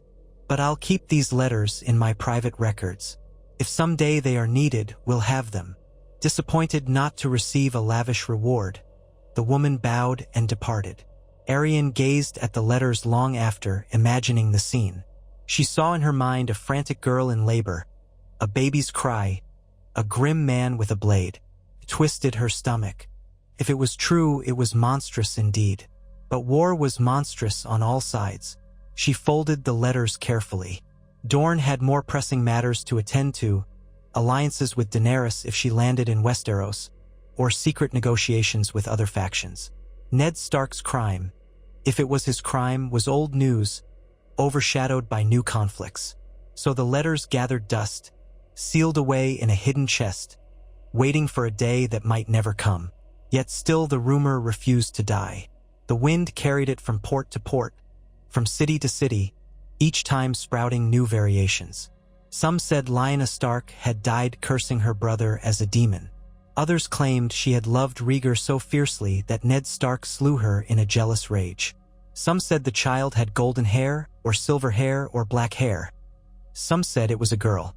A handful of the more imaginative stories had the child surviving, spirited away to Essos, or hidden among the small folk in the Vale, waiting to reclaim the throne.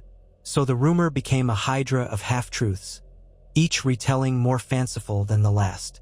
People used it to stoke barroom gossip, to frighten gullible listeners, or simply to scorn the memory of a man who had once been revered as a pillar of honor. Strange as it might seem, few in power bothered to raise the matter publicly. The realm had endured too much bloodshed to care about a decades-old scandal.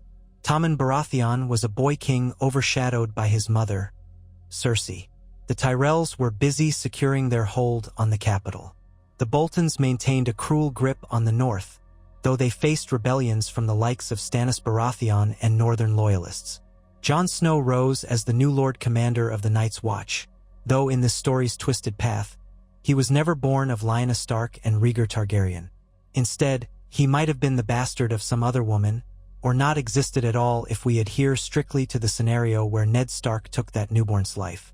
The details are lost in the swirl of possibilities, but for the sake of the narrative, let us assume that in a world where Ned Stark murdered Lyanna's child, there was no secret Jon Snow at the wall. Perhaps that corner of fate was snuffed out along with the babe. Thus the white winds of winter rolled down from the lands of always winter, bringing the terrifying threat of the others and their whites. Even as the realm quarreled over crowns, the true enemy began to stir in the north, unstoppable and inhuman.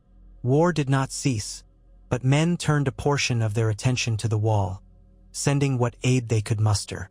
Dragons returned to the skies in Essos, under Daenerys' command, though her march westward was fraught with delays and setbacks. Each faction balanced on a precipice, uncertain whether to join forces against the dark tide or continue their endless squabbles over thrones and titles. In the bleakness of these final days, the memory of Ned Stark was invoked by both sides. Some in the north recalled him as a paragon of virtue whose legacy had been betrayed by the Freys and Boltons. Others quietly, tentatively repeated the rumor of his kinslaying, unsure if it was vile slander or truth. Whenever the rumor resurfaced, it encountered the wall of Ned's reputation. Most northerners refused to believe a word of it. But as with any repeated story, a seed might take hold in a few suspicious hearts. What if the Honorable Lord Stark had indeed committed a secret atrocity, his final compromise to protect Robert's new regime? In Winterfell's darkest corners, though battered by war and haunted by the ghosts of the past, one might find the occasional piece of scratched graffiti on a wall, a cluster of letters with question marks, as if some disillusioned soldier or servant had scrawled a message for the ages. Tower of Joy, what truth? Only the wind from the shattered windows read it now. Time marched on, as it always does, rendering old secrets moot in the face of new crises. When the long night threatened, men from every corner of the realm, Lannisters, Tyrells, Targaryens, Baratheons, Greyjoys, Martells, Tullis, Arryns, and the scattered remnants of House Stark, had no choice but to band together or perish. War still smoldered, yet the inhuman threat of the White Walkers drove many to uneasy alliances. In the final reckoning, the rumor of Ned Stark's monstrous choice in Dorne had no bearing on the living versus the dead. It was but a footnote in the annals of a world on the brink of extinction. And if in the quiet hours, a woman in Sunspear unsealed a set of old letters, or a former Sellsword in Bravos recounted a certain midwife's story, or a cunning spider in King's Landing weighed the value of revealing it, if in those moments the rumor came to the surface once more, it found few who cared to listen. The living had a more immediate terror at their gates, a terror that made all the realm's petty sins and intrigues seem small. The dead marched and dragons flew, and whether or not Ned Stark had once killed his own sister and her newborn hardly signified against the end of the world. Yet in the hearts of those directly touched by the secret, it remained an unhealed wound. Howland Reed, in the watery gloom of Greywater Watch, sometimes woke in the night, sweat beading on his brow, imagining again that cramped room in the Tower of Joy, the infant's mule of protest, and Ned Stark's silent despair. In his waking hours, he would greet his people, offer them what leadership he could, and do his duty. But the memory never left him. Sometimes he would run his fingertips over the pommel of a dagger, thinking this was how it felt. If Ned Stark's spirit lingered anywhere, in the halls of the afterlife or beneath some ancient weirwood, he must have watched the realm descend into an even greater slaughter, all for crowns and grudges, culminating in a war against a foe none of them had truly foreseen. Did he feel regret for that moment in Dorne? Had his final choice truly averted anything, or had it only stained his soul and cost him the love of his sister? If the old gods granted him any vantage of the living world, perhaps he wept to see it. In some versions of the ballad, wandering minstrels eventually wove the rumor into a melody. Oh, the tower of joy is built on woe, / where the honorable wolf did strike the blow, / sister's tears for nephew's heart, / and now, dear realm, we drown in dark. It was rarely performed in the open, for fear of offending the memory of a lord who still commanded respect among the small folk. But in certain unsavory taverns, men listened with grim interest. If the singer's voice was fair enough, the tale of the kinslaying might earn a few coins for shock value. Yet most of Westeros never heard it. The common folk struggled to survive the winters, the bandits, the high taxes. Lords jockeyed for position in an endless political dance, or else marched to the sound of war horns when called. The horrors beyond the wall demanded armies of men to face them. Daenerys Targaryen at last sailed west with her Unsullied and her dragons, forging alliances with some lords, subduing others. The outcome of all that lay far beyond the knowledge of the lonely tower in Dorne, deserted save for whispers in the wind. Eventually, the White Walkers were met on the field of battle by an unlikely coalition of living forces. The details of that final confrontation vary according to who tells the tale. Some say the dragons turned the tide. Others claim it was the ancient magic of the children of the forest. Still others credit the valor of men and women who refused to yield. But however the victory was won, it came at a terrible cost, with thousands dead, entire houses extinguished, and the land scarred with frost and fire.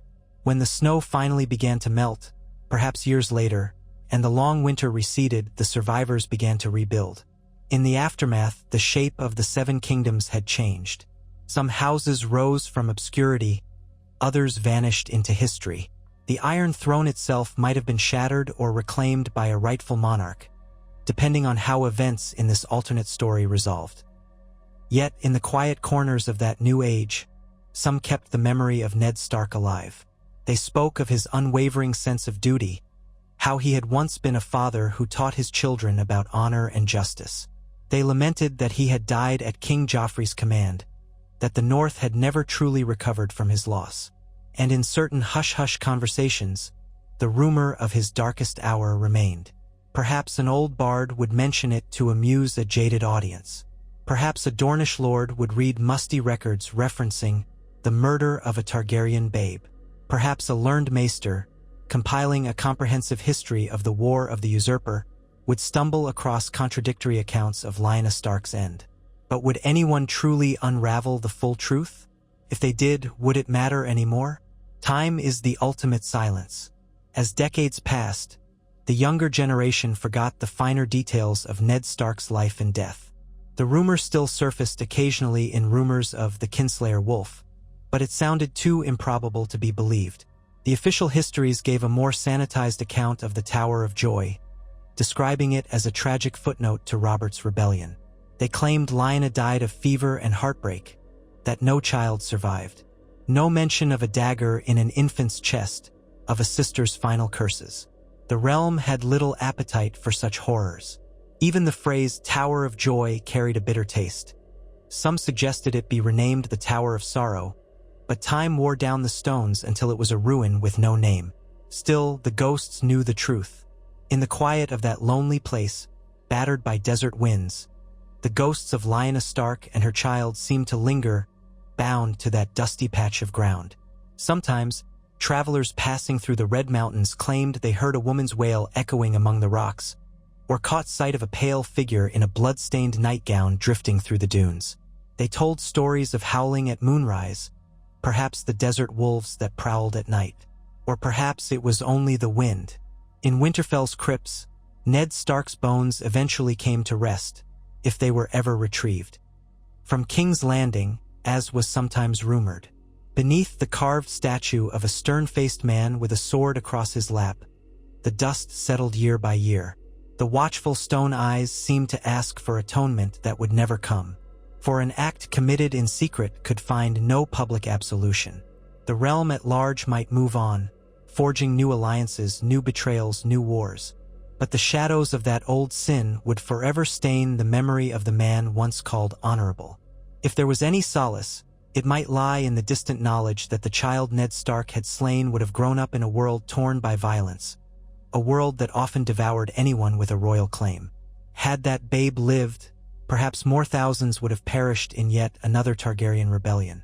Yet who could say? The future is never certain, and war had come anyway from other corners and other causes. Thus ends the tale of what might have been if Eddard Stark, in the thrall of duty and desperation, had chosen to end the Targaryen line by murdering his sister and her newborn child. The war still came. A deeper horror eventually swept across the land, and the realm fractured beneath the weight of its own ambitions. No single murder, however monstrous, could halt the tide of history. In the end, the realm faced winter and the rising dead, dragons and vengeance, treachery and redemption. Ned Stark died with his secrets, unable to keep the peace he had once tried so desperately to ensure. The old gods, if they watched, might have deemed it a fitting punishment for a noble wolf who became a kinslayer in the name of duty. And that is how the memory of Eddard Stark passed into legend, twisted by rumor and overshadowed by the grand tapestry of an age that saw dragons reborn and the dead awakened. Generations later, children might hear fragments of a ballad about a tower, a sorrowful lady, and the lord who betrayed her. The children might ask their parents, was it real? Did it truly happen? And the parents, burdened by their own hardships, might simply shrug. Who can say? It was long ago, in the time of kings and heroes, a time when the living fought the dead, when dragons ruled the sky. Men called Ned Stark honorable, and so he was. Yet perhaps even the best of men can be driven to unspeakable deeds. War changes all, and with that, the story fades, as all stories must, into the haze of myth and the hush of history, where only the restless spirits of the Tower of Joy might still keen their sorrow to the unhearing wind, and where the name of Ned Stark remains forever bound to the memory of a single dagger's thrust, the price of peace that never came.